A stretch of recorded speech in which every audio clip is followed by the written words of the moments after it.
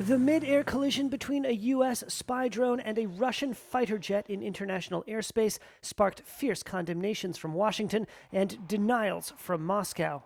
Russian aircraft again engaged in dangerous, reckless, and unprofessional practices on Tuesday. U.S. Defense Secretary Lloyd Austin on Wednesday admonished the Kremlin after a Russian Su-27 aircraft the day before intercepted, struck, and damaged the propeller of an American MQ-9 Reaper drone, forcing operators to crash it into the waters of the Black Sea.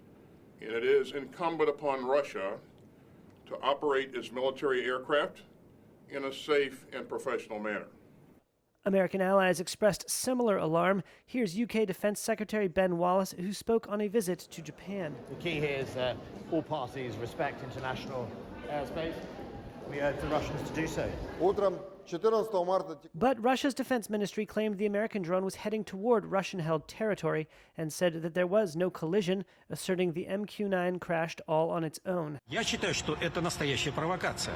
The Russian ambassador to the U.S. told Russian state television the drone was meant to provoke a Russian response so that America could accuse Russian pilots of unprofessionalism. The downing of the drone marks the first such incident since Russian forces invaded Ukraine over a year ago, a conflict that has seen a steadily increasing amount of U.S. weaponry, operated mostly by Ukrainians, clashing with Russian armaments. We've been waiting for this sort of thing to happen for some time. It's surprising it hasn't already happened. Professor Michael Clark is the former Director General of the Royal United Services Institute in London. The United States have been flying drones in open airspace across the Black Sea, as they're perfectly legally entitled to do. The Russians have been trying to buzz them and disrupt them for months.